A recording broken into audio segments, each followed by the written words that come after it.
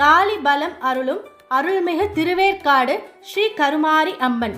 பாம்பே தலையணையாம் வேப்பிலையே பஞ்சு மெத்தை என அம்மன் தாலாட்டில் விவரிக்கும் திருவேற்காடு கருமாரி அம்மன் திருக்கோயில் அப்படியே காண வேண்டுமா? அப்படியானால் நீங்கள் திருவேற்காட்டிற்குத்தான் வர வேண்டும். ஆம், மிக பெரிய புற்றில் கருநாகமாக அன்னை குடிக்கொண்டு இருந்ததும் வேம்பு வடிவமாகவே சக்தி உருமாறி நின்றதும் இங்குதான். அருள் பொழிய நாகமும் மருந்தாக வேம்பும் இங்கே காட்சி தருவது அற்புதமான காட்சி. வாருங்கள், வேற்காட்டு மாரியை விழி விரிய தரிசிப்போம்.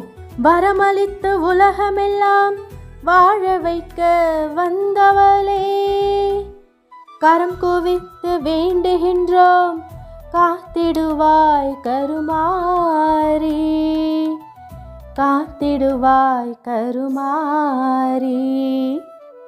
மாரியம்மா எங்கள் மாரியம்மா, மாரியம்மா எங்கள் மாரியம்மா, உன்னை வணங்குகின்றோம் கருமாரியம்மா, உன்னை வணங்குகின்றோம் கருமாரியம்மா, மாரியம்மா எங்கள் மாரியம்மா. கருமாரியம்மனின் அருளை நாடி வரும் பக்தர்களுக்கு திருமண வரம், குழந்தை வரம், வியாபார வளர்ச்சி, உடல் ஆரோக்கியம் போன்ற பல பலன்களை அள்ளித் தருகிறாள். சகல நோய்களையும் தீர்க்கும் அம்மனின் பிரசாதமான வேப்பிலையை மக்கள் பக்தியுடன் பெற்று செல்கின்றனர்.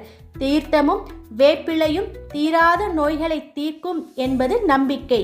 வேப்பிலையும் பிரம்மமும் கொண்டு இங்கு மந்திரிக்கப்பட்ட மக்கள் எந்த பயமும் இன்றி மகிழ்ச்சி கொள்கிறார்கள். ராகு கேது தோஷம் உள்ளவர்கள் இங்குள்ள புற்றில் பால் ஊற்றினால் தோஷங்கள் விலகுகின்றன.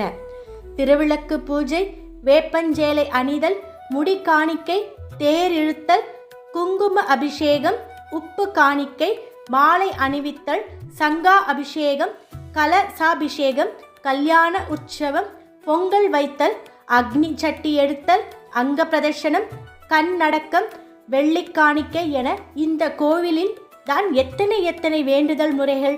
வந்து பார்த்தால் பரவச அனுபவத்தை நீங்கள் கட்டாயம் பெறுவீர்கள். ஒருமுறை சூரிய பகவான் சக்தியை அவமதித்ததால் கோபம் கொண்ட சக்தி அவனை சபித்து இருக்கிறாள். பின்னர் கோபம் தணித்து அன்னை சூரியனின் வேண்டுகோளுக்காக இந்த தலத்தில் அமர்ந்து சூரியனின் பூஜையை பெறுகிறாள் என்று தல வரலாறு கூறுகிறது.